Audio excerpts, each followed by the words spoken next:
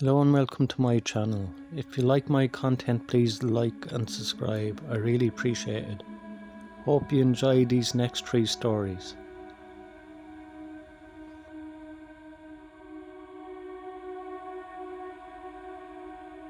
Last night my friends, my crush and I agreed to meet at my favourite bar after work.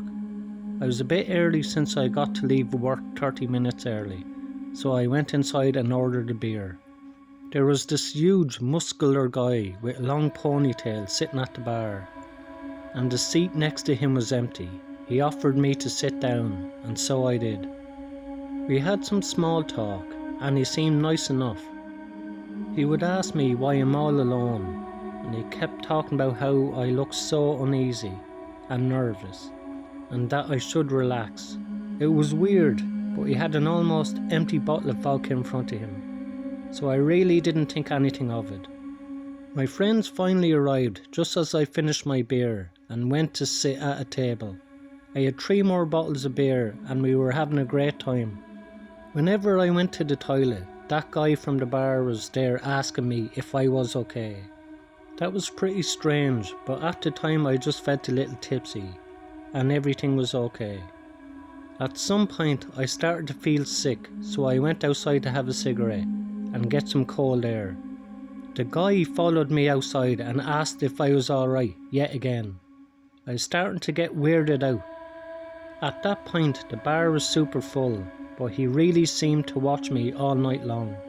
I went back inside, ordered a glass of water, and I told my friends that I wasn't feeling well and I would be going home. Every single one of them offered to bring me home, which I'm so grateful for looking back. I took a sip of water and then it all just hit me. I ran outside and threw up. I could barely stand up all of a sudden, so I decided to sit down on the staircase and kept throwing up. My friends found me a few minutes later and they kept arguing about whether they should take me to a taxi or carry me home. Then the guy from the bar showed up. He kept saying that he lives just down the street and that I could fall asleep on his couch. My co-worker, who's basically like an older brother to me, got really pissed and told the guy to screw off. They then forced me to stand up, which was almost impossible at that point, and somehow dragged me to my friend's place, where I went to sleep, hugging a bucket and feeling like I was going to die any second. The next morning I wasn't able to stand for a few hours. When I did, it resulted in instant vomiting. It was 1 PM when I finally managed to go to the train station and get something to eat and drink, and then headed home. I'm still shaking and sweating and everything looks blurry. I'm almost 100% certain that guy roofied my drink. Watch your back when you go to bars, and most importantly, always watch your drink there. There can be always some creep that's ready to roofie you and take advantage of you.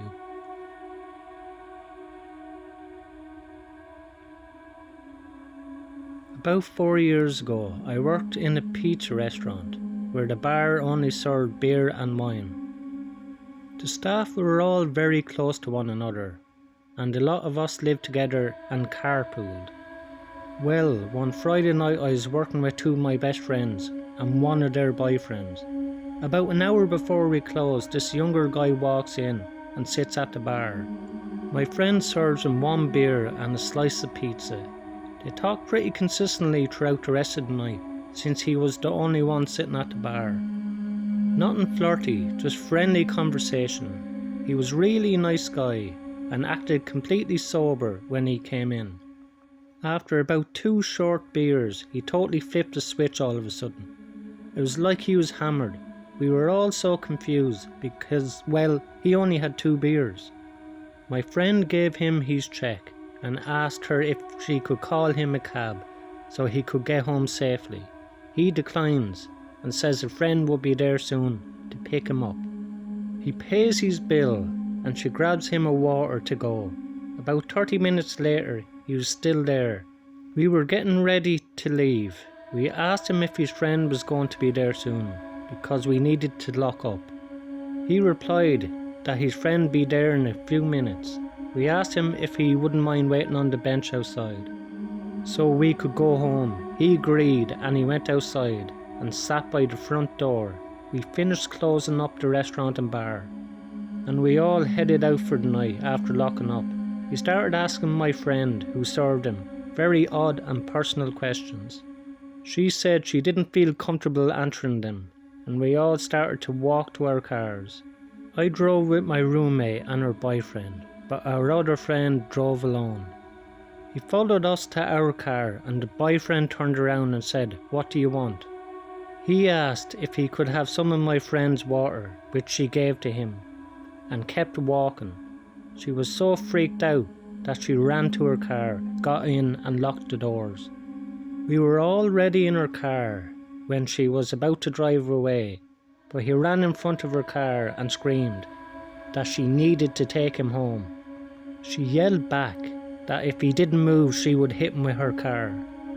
He then flung himself onto her car and took something out of his pocket and repeatedly hit her window. My friend's boyfriend started rushing over there and pulled him off the car. After he did, she managed to drive away. The guy then rolled over onto the sidewalk and started to crawl away. We drove off right after this and haven't seen the man since.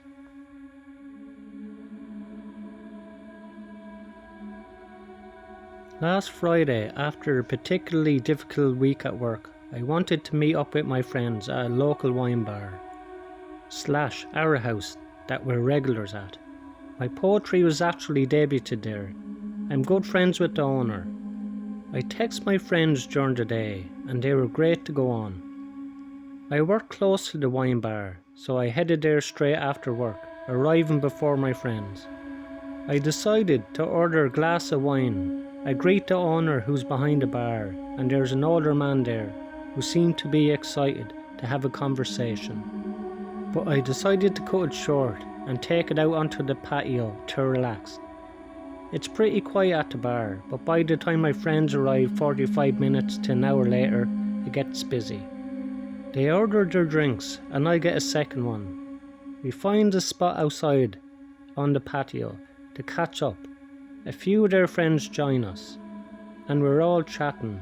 A group of guys who try to come up and hit on us. They start saying things about how they like the way we look. We shake them off politely and keep chatting. My boyfriend sends me a text and says he will be there in a few minutes to drop something off. He knows the owner. My boyfriend pulls up, drops off the item, and I walk him back to his car and give him a kiss goodbye. Back to my friends, they're chatting and having a good time, and the group of guys comes up to us again. We shake them off yet again. I finished my second drink and one of my friends asked if I wanted to go to the side of the building to smoke. I was down, so we went to the side continuing our chat. My friend rolled her joint, and this is when I started to feel strange. Like I started to feel lightheaded and have hot flashes. I remember turning my head to look out towards the road and everything seemed to be very far away, and then everything went black. I remember bits and pieces of trying to get to the car and my legs not working. My friends trying to hold me up. The next thing I remember is sitting on my couch crying with my friend. She tells me that she called my boyfriend to come and stay with me, and I think someone might have spiked my drink. I noticed that my legs are scraped and bleeding, and I don't remember falling. My boyfriend stayed with me all night long. I remember bits and pieces of it, more crying, confusion, and being extremely uncomfortable. Yes, I'm happy and grateful that my friends were there to notice me and get me home safely. But it's greatly affected the way I feel. I don't feel safe anywhere now. I feel uneasy. This may be because I pride myself in being able to take care of myself and my ability to protect myself. This is a place I felt shame. I have some sleep issues and anxiety since this happened. My boyfriend wants to bring me back once I'm ready, so I can have some good memories there and experience it in a good way. I don't really know why I'm writing this, other than an attempt to get a sense of relief. I know I'm okay and that it could have ended up a lot worse, but it was still just hard to let go of.